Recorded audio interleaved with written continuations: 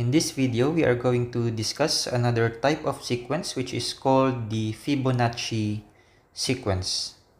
It is easy as 1, 1, 2, 3.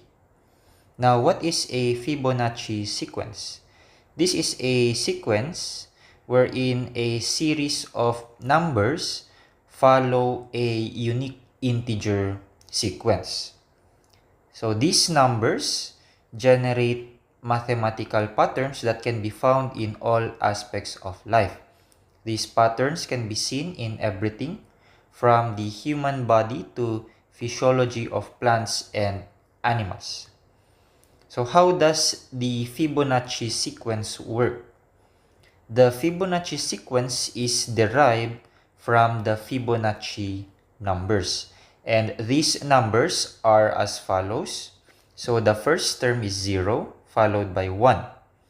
So 0, 1, 1, 2, 3, 5, 8, 13, 21, 34, 55, 89, 144, and so on. These numbers are obtained by adding the two previous numbers in the sequence to obtain the next higher number.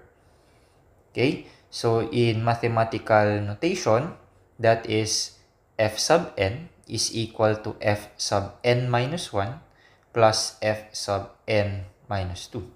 So for example, if we want to find the fifth term of the Fibonacci sequence represented by f sub 5, then what we want to add are the previous two numbers, which are f sub 4 plus f sub 3. Okay? So if we want to check it dito sa given number, okay? So f sub 4 is equal to 1, 2, 3, 4 is equal to 2 plus f sub 3, which is equal to 1. So therefore, f sub 5 is 2 plus 1, which is equal to 3. Okay, so that is how the Fibonacci sequence works.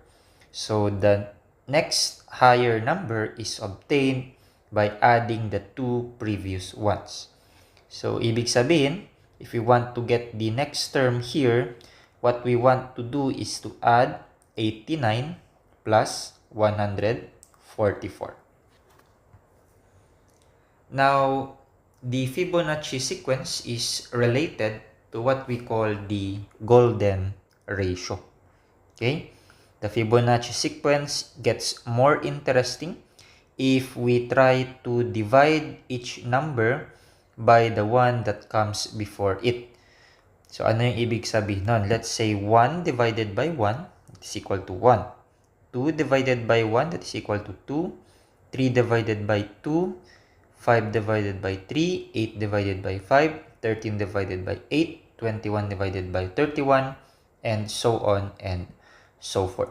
So we have a graph here representing the different quotients or ratio between the two consecutive numbers in your Fibonacci sequence. And as you can see, as we have the higher numbers, okay, the ratio becomes close to the value of phi. So phi here represents the golden ratio and it is an irrational number. So ibig sabihin, it goes on forever without repetition of the decimals. Okay, so it is approximately 1.618033988 and so on and so forth.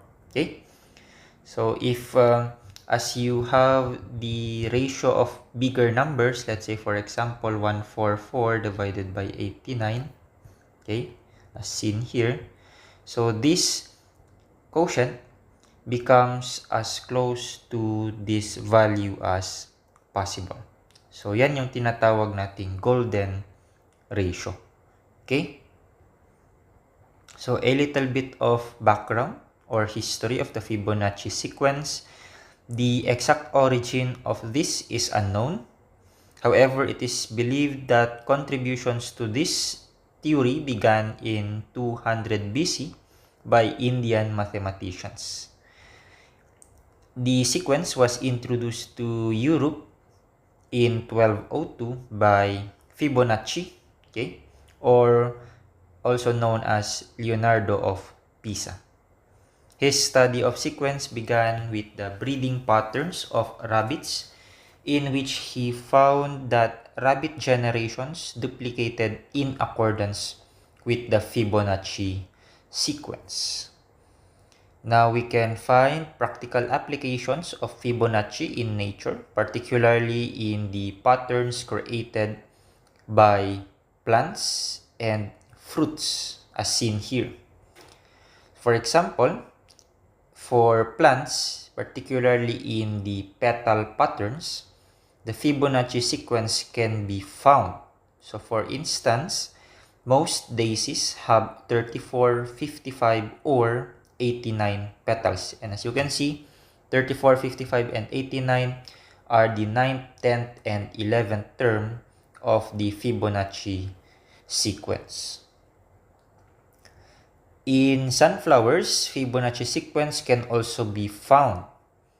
The arrangement of seeds is based upon the golden ratio, which corresponds to the golden angle of 137.5 degrees. So this can be found in the arrangement of the seeds. This gives the flower the optimal filling ratio for its seeds. Okay? Another one is in seashells. The Fibonacci number directly corresponds to the spiral found in seashells.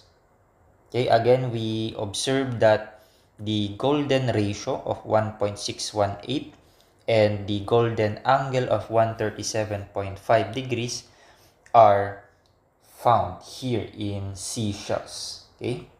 So, ano ba yung tinatawag nating golden angle? So, for example, in plants, okay, particularly in the flowers and in the leaves of plants. So, if merong namunga na petal, okay, or umusbong na leaf, then the angle between two objects or two leaves in this case is equal to the golden angle, which is 137.5 degrees. Okay? So if this is the first stage, dalawang leaves, then for the third stage, the angle between the second leaf and the third leaf is again equal to the golden angle. So ito yung pattern na sinusunod mostly ng mga plants. Okay? So ganun din sa flower. So if you have 3 petals, the difference or the angle between those petals is about 137.5 degrees. So we have here 2 examples. Number 1, find the next 3 terms in the Fibonacci style sequence. So take note that the given sequence follows the Fibonacci sequence. Ibig sabihin, to get the next term, we need to get the sum of the 2 previous terms. Okay? So, our first term here is B, followed by 4B. Now, how do we obtain 5B? So, we obtained 5B by adding B and 4B. Okay, so B plus 4B equals 5B. And similarly, we obtained 9B by adding 4B plus 5B. Okay, so to get the next term, we are going to add 5B and 9B. So the next term here is 13B. Okay, followed by, so 22B, that is 9 plus 13. Then followed by 35B. Okay, so these are the next 3 terms of this Fibonacci style sequence. Another one, So find the next three terms in the Fibonacci style sequence given as follows. So this is your first term, this is your second term, and this is your third term. Okay? So to get the fourth term, we are going to add a sub 2 and a sub 3. Okay? So a sub 4 is 2x minus y plus 6x minus 6y. So basic operations, algebraic operations, 2x plus 6x is 8x, and negative y plus negative 6y, we have negative 7y. Now, to get the fifth term, so ang i-add naman natin ngayon ay yung third term, which is 6x minus 6y, plus the fourth term, 8x minus 7y, giving us 14x minus 13y.